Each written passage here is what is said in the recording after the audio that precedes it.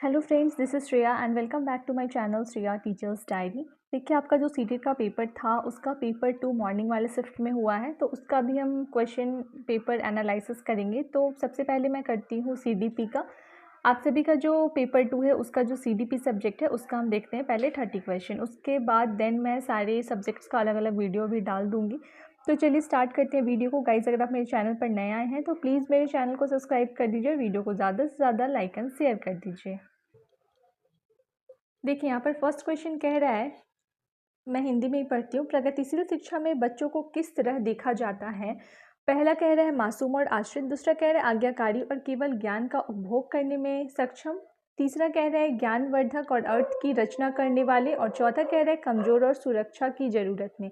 तो देखिए, इसका जो राइट आंसर हो जाएगा वो हो जाएगा ऑप्शन थर्ड, ज्ञानवर्धक और अर्थ की रचना करने वाले। नेक्स्ट क्वेश्चन, यहाँ पर क्वेश्चन सेकंड यहाँ पर कह रहा है अभिकथन और कारण वाला क्वेश्चन थर्ड है। यहाँ पर अभिकथन कह रहा है ए, किशोर अवस्था के दौरान जेंडर अपेक्षाओं के अनुरूप स्त्रीत्व या पुरुषत्व की परंपराओं का पालन करने के लिए दबाव बढ़ जाता है, और इसका कारण बता रहा है कि जेंडर और जेंडर भूमिकाएं जैविक रूप से निर्धारित की जाती हैं। तो देखिए, इसका जो कथन है वो अभिकथन जो है वो सही है, लेकिन इसका जो रीज़न बता रहा है वो गलत है, तो इसलिए इसका राइट आंसर हो जाएगा ए सही है और लेकिन आर गलत है। उसके बाद नेक्स्ट क्वेश्चन कह रहे हैं सुनीता एक 12 वर्षीय लड़की विशेष संगीतीय क्षमता रखती है। उनके माता पिता दोनों ही निपुण गायक हैं और वे सुनीता को अपनी आवाज़ को और बेहतर बनाने के लिए प्रशिक्षण कक्षा में भेज रहे हैं। सुनीता की यह क्षमता संभावना रूप से किन कारणों के अंतःक्रिया का परिणाम है? तो इसका राइट आंसर हो जाएगा आनुवांशिकता और वातावरण, that is option 3। Next question number 5 कह रहा है संवेदनशील अवधि वह समय अवधि होती है जिसके दौरान कुछ डैश विशेष रूप से सामान्य विकास के लिए महत्वपूर्ण होती हैं। तो देखिए, इसमें ऑप्शन कह रहा है उत्पत्ति मूलक कारण, मानव जाति कारण, पर्यावरणीय कारक, वंशानुगत कारक। तो इसका राइट आंसर हो जाएगा उत्पत्ति मूलक कारक, that is option first. Next question number 6 कह रहे हैं विद्यार्थियों में समालोचनात्मक चिंतन को विकसित करने के लिए एक शिक्षक को मतलब क्या करना चाहिए? तो देखिए, यहाँ पर बता रहा है केवल एक ही सवाल पूछने चाहिए जिनका एक ही उत्तर हो, ये गलत है। विद्यार्थियों को उनके संदेह और सवाल पूछने के लिए उत्साहित करना चाहिए, बिल्कुल भी नहीं। ऐसे सवाल देने चाहिए जिनमें निष्कर्ष और व्याख्याएं शामिल होती हैं, सही है। ऐसे सवालों से बचना चाहिए जिसमें विवेचन और विश्लेषण की आवश्यकता होती है, ये भी गलत है, यानी कि इसका राइट आंसर हो जाएगा that is option 3। Next question number 7 कह रहा है एक शिक्षिका खुद से पूछती है मैं ऐसे अनुभव कैसे प्रदान कर सकती हूँ जिसमें छात्रों को पर्यावरण में विभिन्न प्रकार की वस्तुओं को वर्गीकृत करने और उनके वर्गीकरण की स्कीमों का विश्लेषण करने की आवश्यकता हो, या छात्रों में किस बुद्धिमत्ता को बढ़ावा देने की कोशिश कर रही है? यहाँ पर बता रहा है भाषाई बुद्धिमत्ता, सेकंड बता रहा है अंतर व्यक्तिगत बुद्धिमत्ता, थर्ड कह रहा है प्राकृतिक बुद्धिमत्ता और फोर्थ कह रहा है शारीरिक गति संवेदी बुद्धिमत्ता। तो इसका राइट आंसर हो जाएगा प्राकृतिक बुद्धिमत्ता। नेक्स्ट क्वेश्चन कह रहा है महारत हासिल करने के लिए लक्ष्य निर्धारित करने से छात्र के प्रेरणा और योग्यता के बारे में विचार कैसे प्रभावित होते हैं? पहला ऑप्शन कह रहा है यह अक्सर योग्यता के स्थिर दृष्टिकोण में बढ़ी हुई आंतरिक अभिप्रेरणा एवं विश्वास को दर्शाता है। यह अक्सर योग्यता के वृद्धिशील दृष्टिकोण में बढ़ी हुई आंतरिक अभिप्रेरणा को और विश्वास को दर्शाता है। थर्ड कह रहा है ये अक्सर योग्यताओं के स्थिर दृष्टिकोण में बढ़ी हुई बाहरी अभिप्रेरणा और विश्वास को दर्शाता है। और लास्ट ऑप्शन कह रहा है ये अक्सर योग्यता में वृद्धिशील दृष्टिकोण में बढ़ी हुई बाहरी अभिप्रेरणा और विश्वास को दर्शाता है। तो देखिए, इसका राइट आंसर हो जाएगा सेकंड, यह अक्सर योग्यता में वृद्धिशील दृष्टिकोण में बढ़ी हुई आंतरिक अभिप्रेरणा और विश्वास को दर्शाता है। नेक्स्ट देखते हैं क्वेश्चन नंबर 9 क्या कह रहा है। रमा एक शिक्षिका है जो वैगोत्स्की के सिद्धांत को अपनी कक्षा में लागू कर रही है और वह एक चुनौतीपूर्ण कार्य को पूरा करने के लिए अपने छात्रों को समूहों में काम करने के लिए नियुक्त करती है। कार्य के दौरान एक छात्र एक महत्वपूर्ण संकल्पना को समझने के लिए संघर्ष करता है। रमा के लिए इस छात्र की मदद करने का सबसे प्रभावी तरीका क्या होगा? तो यहाँ पर तरीका पूछ रहा है। तो देखिए, क्वेश्चन नंबर 9 का जो राइट आंसर हो जाएगा वो हो जाएगा फोर्थ, छात्र के साथ समस्या पर काम करें और समूह के अन्य सदस्यों को शामिल करते हुए आवश्यकता अनुसार मार्गदर्शन और प्रतिपुष्टि प्रदान करें। नेक्स्ट क्वेश्चन कह रहा है क्वेश्चन नंबर 10, शिक्षकों को विद्यार्थियों के बीच बहस, चर्चा और सहयोग को प्रोत्साहित करना चाहिए। और इसका कारण बता रहा है ज्ञान उत्पादन एवं निष्क्रिय प्रक्रिया है और सामूहिक गतिविधि में संलग्नता अर्थपूर्ण अधिगम में बाधा डालती है। तो देखिए ये जो क्वेश्चन नंबर 10 है इसका राइट आंसर हो जाएगा थर्ड, ए सही है लेकिन आर गलत है। नेक्स्ट क्वेश्चन नंबर 11 कह रहा है भावनाओं, व्यक्तित्व और सामाजिक संबंधों में परिवर्तन और स्थिरता किस विकास में शामिल हैं। मैं आपको सिर्फ आंसर बता रही हूँ, अगर मैं सारे आंसर को एक्सप्लेन करूँगी तो बहुत ज़्यादा वीडियो लंबा हो जाएगा और टाइम भी बहुत ज़्यादा लग जाएगा, इसलिए मैं सिर्फ आंसर बता रही हूँ, अपना आंसर मैच कर लीजिए। तो यहाँ पर इसका आंसर हो जाएगा first, that is personality development. Next question कह रहा है which of the following correctly describe, Hindi में पढ़ रही हूँ, छात्रों को विविध समूहों को पूरा करने के लिए निम्नलिखित में से कौन सांस्कृतिक रूप से उत्तरदायी शिक्षण का सही वर्णन करता है। तो देखिए इसका जो होगा सुविचारित सही है, अनुकूलित सही है, विभेदित सही है, लेकिन मानकीकृत गलत है। तो इसका राइट आंसर हो जाएगा ऑप्शन नंबर 3। नेक्स्ट क्वेश्चन 13 कह रहा है अभिकथन और कारण वाला है। तो अभिकथन कह रहा है स्कूलों को उस ढांचे के भीतर कार्य करना चाहिए जो तैयार उत्पाद और सीखने के परिणामों का आकलन करते हैं। और इसका कारण बता रहा है सीखना पक्के तौर पर अनुक्रमित और पदानुक्रमित है।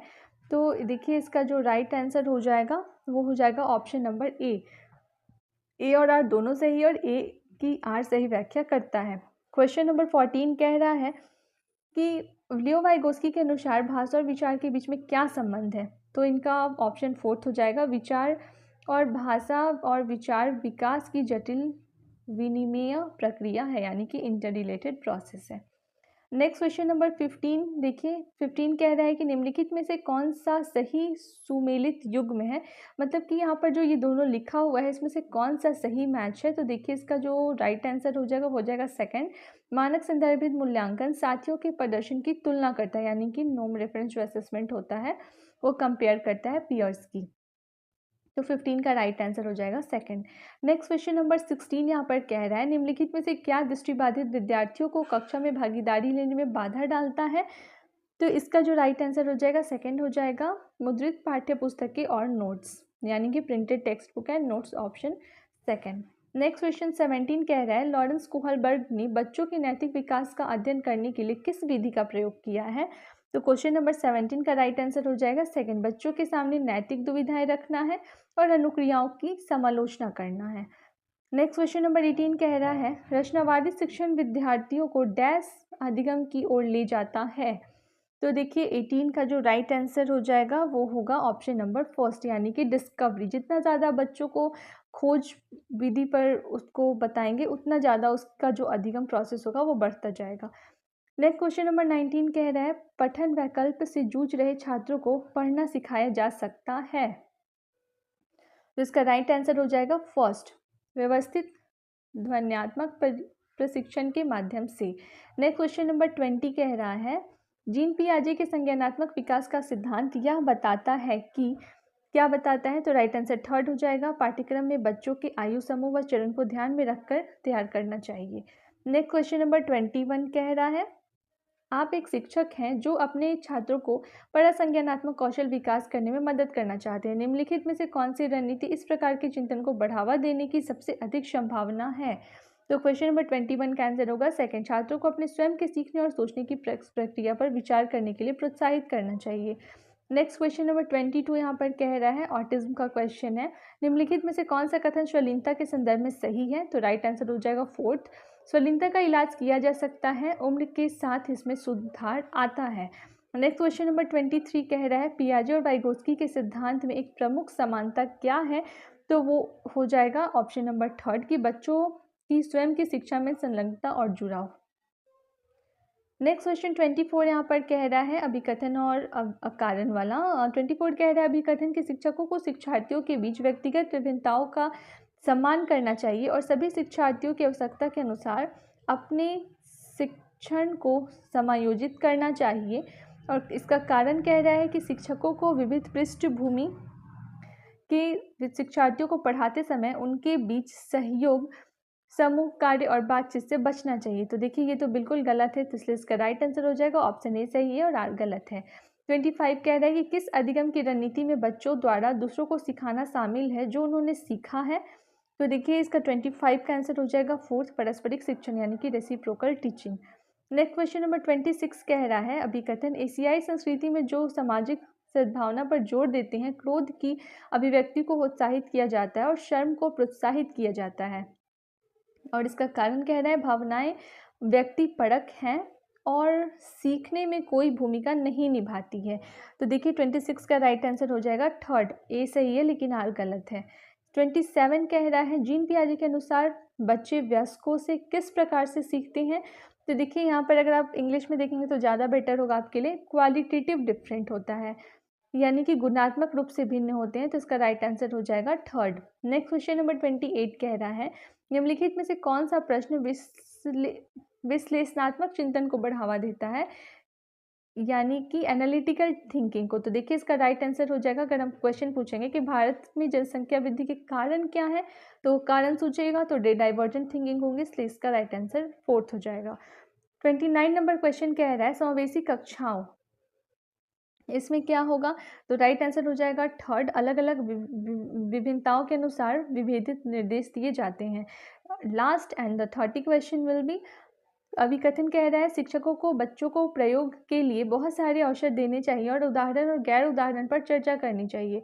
कारण बता रहा है बच्चों में गलत धारणाओं से निपटने का एक रचनात्मक तरीका विपरीत उदाहरण प्रदान करता है। तो इसका राइट आंसर हो जाएगा फर्स्ट, यानी कि ए और आर दोनों सही है और ए की आर सही व्याख्या करता है। आई होप गाइज आपको मेरी वीडियो पसंद आई होगी और सारे सब्जेक्ट्स के लिए आप मुझे कमेंट सेक्शन में कमेंट करके बता सकते हैं, तो मैं आपको सारे सब्जेक्ट्स के आंसर प्रोवाइड कराऊंगी। गाइज अगर आप मुझसे जुड़ना चाहते हैं तो प्लीज़ मेरे चैनल को सब्सक्राइब कर दीजिए और वीडियो को ज़्यादा से ज़्यादा लाइक एंड शेयर कर दीजिए। Thank you.